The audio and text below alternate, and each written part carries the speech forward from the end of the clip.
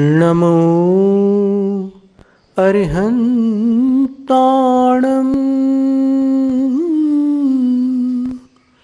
नमो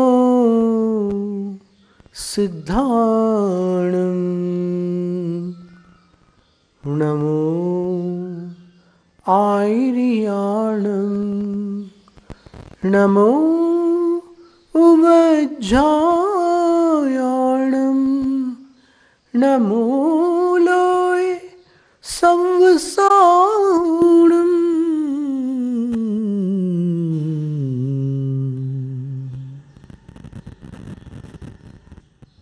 विधा और विद्या, ये दो शब्द हैं। विधा का अर्थ होता है प्रक्रिया, विधि, क्रिया, अनुष्ठान। और विद्या का अर्थ होता है ज्ञान, बोध, प्रज्ञा।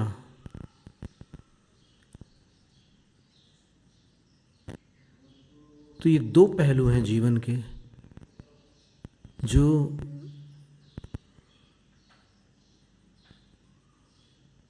कार्य सिद्धि के लिए आवश्यक है। बिना जाने क्रिया करने से कार्य नहीं होता और जानकर क्रिया न करने से कार्य नहीं होता। जानना भी आवश्यक है और करना भी आवश्यक है। कुछ ऐसी चीज़ें होती है जो करने के बाद समझ में आती है और कुछ ऐसी चीज़ें होती है जो जानने के बाद की जा सकती है।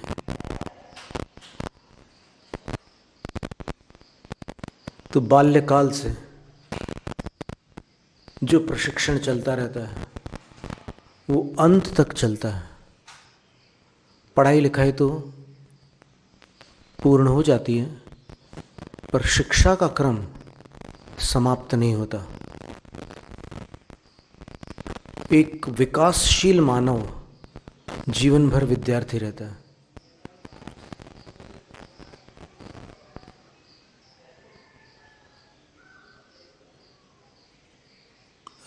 पंडित राजन मिश्रा और पंडित साजन मिश्रा जैसे महान गायकों ने कहा कि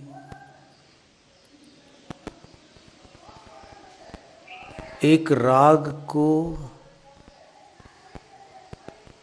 समझने में बरसों लग जाते हैं।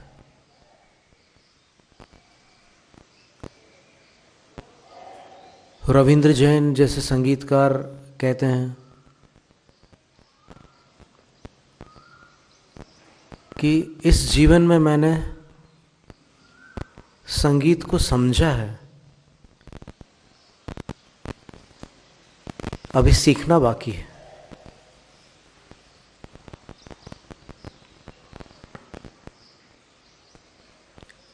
और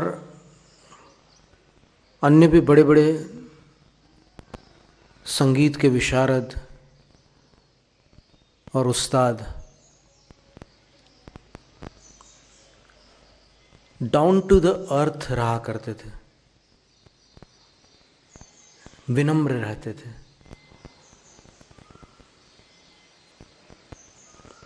विनम्रता उठने का अवकाश देती है और अकड़ जकड़न पैदा कर देती है।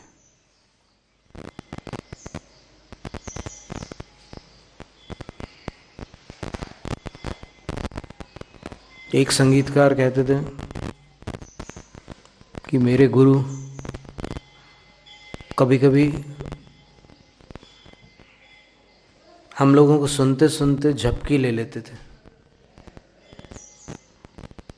तो एक बार मुझे लगा कि ये क्या सुन रहे होंगे हम लोगों को, हम लोगों से गवा रहे हैं या फिर बजवा रहे हैं और खुद सो रहे हैं। तो जानबूझकर मैंने गलती की, और जैसे ही गलती की उन्होंने नींद में कहा कि यहाँ ठीक कर, गलत गा रहा है। उस्ताद अब्दुल करीम खान जब हवा चलती थी तो वो बता देते थे कि कौन से स्वर से चल रही है। ये सा स्वर है, रे है, ग है, म है, कौन सा स्वर है वो बता देते थे। निषादम कुंजरो वक्ति ब्रूते गौ ऋषभम तथा। ये जो हाथी की आवाज़ आती है, इसको अगर आप कीबोर्ड पर चेक करेंगे तो पता चलेगा कि वो एक निश्चित सुर से ही आवाज़ निकालता है, और वो सुर है निषाद। निषाद का अर्थ होता है सारे ग म प ध नी। ब्रूते गौ ऋषभम तथा। और जो सांड की आवाज़ होती है वो हमेशा रे होती है, रे। कीबोर्ड में अगर आप सुर देखेंगे या किसी भी वाद्य में तो वो रे का सुर निकलता है। अपने सुरों का उल्लंघन नहीं करते ये प्राणी। और इसी तरह अन्य अन्य सुर भी शास्त्रों में बताए गए हैं कि वो प्राणी उसी सुर से बोलते हैं। पुष्प संधारणे काले पिकः कूजति पंचमम। जो कोयल होती है वो बसंत ऋतु में पंचमम कूजति, सारे ग म प की ध्वनि से कूकती है।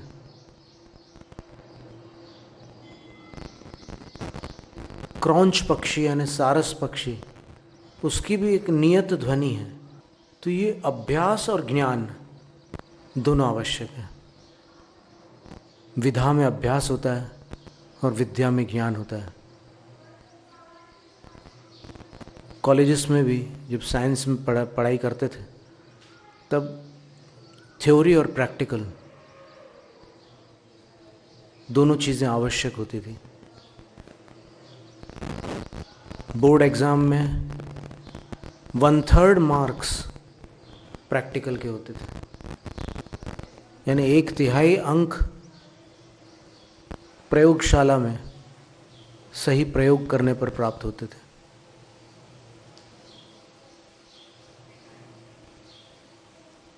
फिर एक बात और है यहाँ पर कि जितने भी काम लोग करते हैं, रिचर्ड बैक कहता है कि या तो खुशी के लिए करते हैं, मज़ा लेने के लिए, या कुछ सीखने के लिए करते हैं। फिर उसने उदाहरण भी बहुत सारे दिए हैं कि अगर मैं कोई शरबत पी रहा हूँ तो मेरी मज़ा लेने के लिए कर रहा हूँ। अगर कोई दुखी हो रहा है तो फिर बोले कि अगर उस दुख से उसको कुछ सीखने मिल रहा है तो वो सीखने के लिए दुखी हो रहा है, और अगर उसको दुखी होने की आदत है तो उसको उसमें मज़ा आता है। ऐसे भी विचित्र लोग हैं जिनको दुखी रहने में मज़ा आता है। चेहरा उतार कर बैठेंगे, 4 लोग पूछेंगे कि क्या हो गया भाई, तुम्हारी तबीयत ठीक है क्या, तो बस सुकून होता है उसको।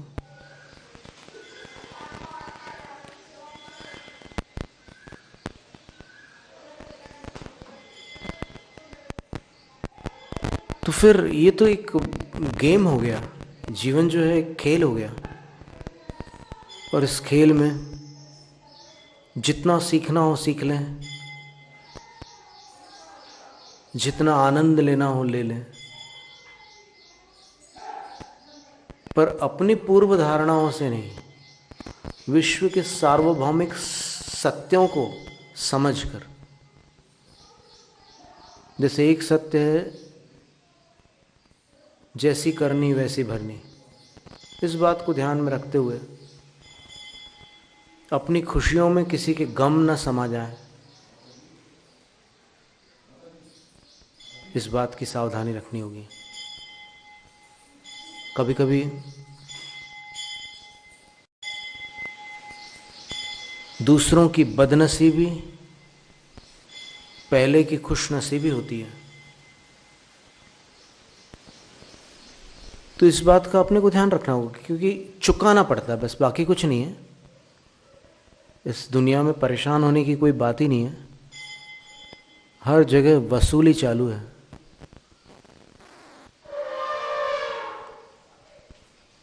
किसी को देना बाकी है, किसी को लेना बाकी है, चालू ही रहता है।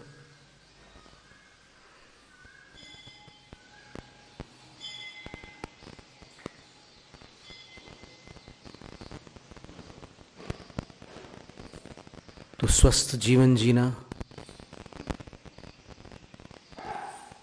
हमेशा कुछ न कुछ सीखते रहना, और बीच बीच में थोड़ा आनंद भी प्राप्त करना।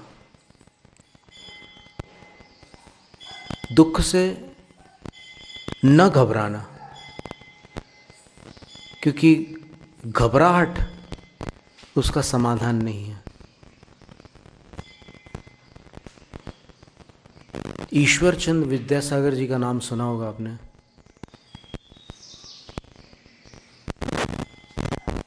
बचपन में उनके पीछे एक कुत्ता दौड़ा था। वो भाग रहे थे, हाँफने लगे थे, लेकिन माँ ने कहा कि रुक जा वहीं और उसकी तरफ मुख करके खड़ा हो जा। तो जैसे ही रुक गए और खड़े हो गए, कुत्ता चला गया। तो ये बहुत बड़ा सबक था जीवन में।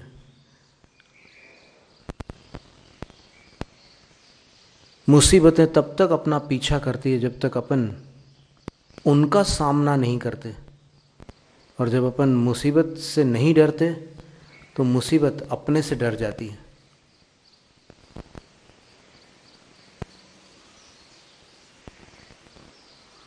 संकट से न डरने वाला संकट को डरा देता है। और फिर संकट है क्या? एक कर्जा है और कुछ नहीं है, चुकाने हैं अपने को। हंस के चुकाओ या रो कर चुकाओ, चुकाना तो है ही है। तो जब चुकाना ही है तो फिर रो कर क्यों चुकाया जाए। अब कर्ज की बात आई है तो फिर कई ऐसे लोग हैं जो कर्ज में डूबे हुए हैं, कर्ज के बोझ में परेशान हो गए हैं। क्या करें वो?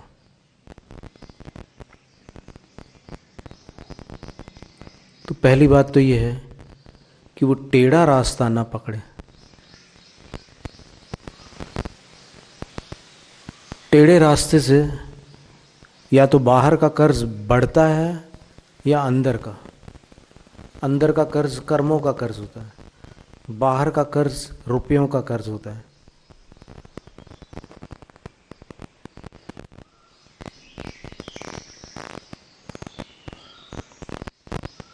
एक न्यायाधीश की बड़ी प्रसिद्धि थी, तो वहाँ के शासक ने परीक्षा लेना चाहा कि भाई ये बड़े प्रसिद्ध न्यायाधीश हैं, और वो राजाओं के समय में अलग प्रकार से सब प्रक्रिया चलती थी। तो संयोग ऐसा बना कि वो भेष बदल करके एक घोड़े पर सवार होकर न्यायाधीश के इलाके में पहुंचा।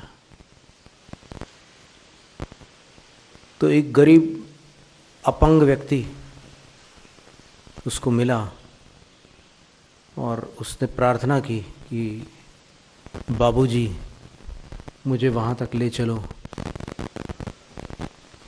मैं लंगड़ा लूला आपकी मदद मांगता हूँ। फिर राजा ने उसको घोड़े पर बैठा दिया और फिर स्वयं ऐसे घोड़े की लगाम पकड़ करके पैदल चलने लगा और उस चौराहे तक उसको पहुंचा दिया और कहा कि बस तुम्हारा स्थान आ गया, अब मैं अपने रास्ते जाता हूँ, तुम अपने रास्ते जाओ। वो अकड़ कर बोलता है कि कैसी बात करता है, ये तो मेरा घोड़ा है, मेरा घोड़ा मुझसे लूटना चाहता है। तो जब उसने चिल्ला करके ऐसे शब्द बोले तो राजा अचंभित हो गया और राजा ने सोचा कि अब इसको क्या जवाब दें। तो भी राजा ने अपना पक्ष रखने का भरपूर प्रयास किया, वो मानने को तैयार नहीं हुआ। भीड़ लग गई तो भीड़ में से किसी एक ने सुझाव दिया कि आप दोनों न्यायाधीश के यहाँ क्यों नहीं चले जाते, यहीं तो पास में रहते हैं, वो न्याय कर देंगे किसका घोड़ा है। तो राजा तैयार हो जाते हैं और वो उससे पूछते हैं क्यों, तुझे मंजूर है क्या? वो कहता है कि ठीक है, चलो देख लेंगे। और जब वो वहाँ न्यायाधीश के पास पहुँचे तो क्या देखते हैं कि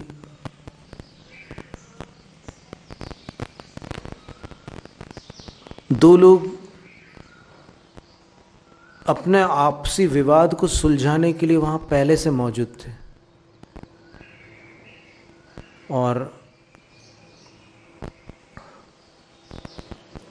एक कह रहा था कि ये जो सिक्कों की थैली है वो मेरी है, दूसरा कह रहा था कि ये मेरी है। न्यायाधीश ने कहा कि थैली यहाँ रखो, सवेरे न्याय हो जाएगा।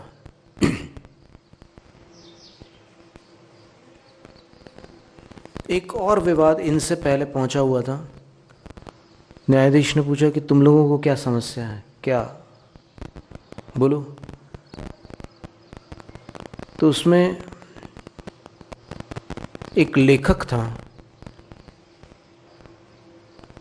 वो कह रहा था कि ये मेरी पत्नी है, पर क्या बताऊं, ये किसान कहता है कि उसकी पत्नी है।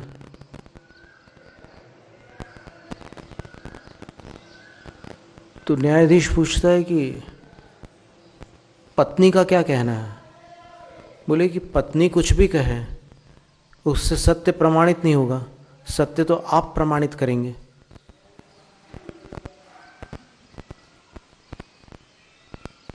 मान लो पत्नी झूठ बोल जाए तो फिर जो सच्चा इंसान है उसका तो घाटा हो जाएगा। तब न्यायाधीश कहता है कि अच्छा ठीक है, इसको भी यहाँ पर छोड़ दो, सवेरे निर्णय ले लेना। फिर ये घोड़े वाला मामला आता है। फिर न्यायाधीश कहता है कि घोड़ा यहीं छोड़ दो, सवेरे मैं निर्णय कर दूंगा। अब दूसरे दिन सवेरे तमाशबीनों की बड़ी भीड़ लगी हुई थी, क्योंकि लोग देखना चाहते थे कि इतने कठिन मामलों को ये न्यायाधीश कैसे सुलझाता है और कैसे वो प्रमाणित करता है कि क्या सही है। तो जब वो सिक्कों की थैली वाला मामला आया तो न्यायाधीश ने जो तेली था उसको दंड सुनाया कि इसको 50 कौड़ों की सज़ा मिलेगी और ये थैली जो दूसरा व्यापारी है उसको दी जाएगी। वो संतुष्ट होकर के चला जाता है कि आप सच्चे न्यायाधीश हैं, ऐसा बोलकर चला जाता है। फिर तेली से पूछता है कि क्यों, मैंने ठीक कहा ना?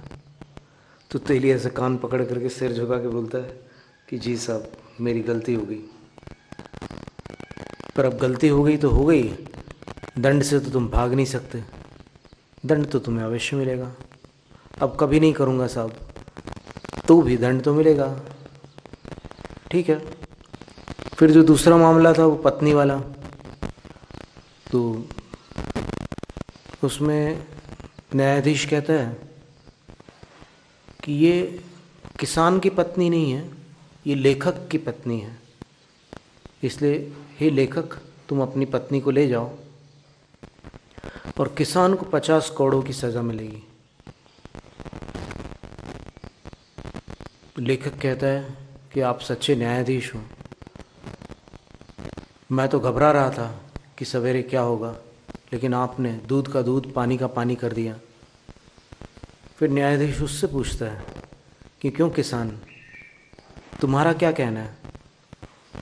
तो किसान भी सिर झुकाकर निगाहें नीची कर कान पकड़ कर कहता है कि आपने सही न्याय किया, मैं अपराधी हूँ।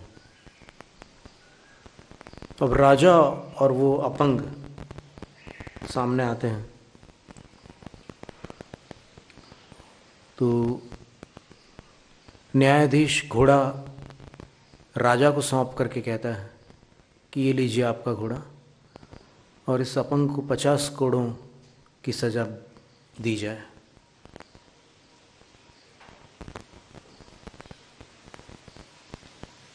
राजा कुछ कहता नहीं है।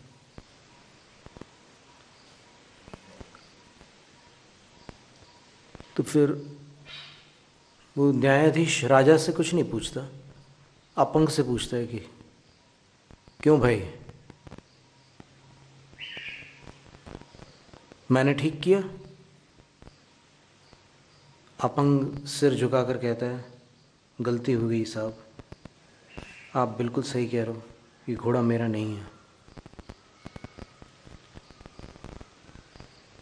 अब सच्चा न्यायाधीश वो होता है जिसके न्याय को अपराधी तक कबूल करें, स्वीकार करें। अब न्यायाधीश वापस जाने लगा तो राजा उनके पीछे हो गया। न्यायाधीश ने पूछा कि आप मेरे पीछे क्यों चल रहे हो? तो फिर राजा कहते हैं मैं जानना चाहता हूँ कि इन तीनों मामलों को आपने कैसे सुलझा है। अच्छा इतनी सी बात है, चलो मैं बता देता हूँ। बोले कि वो जो सिक्के थे ना, उनको मैंने रात भर पानी में रखा,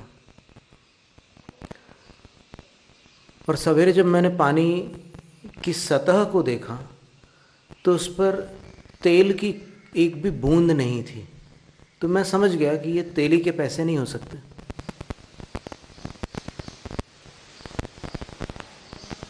राजा कहता है कि बड़ा सुंदर उपाय किया आपने। फिर वो पत्नी को कैसे पहचाना आपने कि वो लेखक की पत्नी है?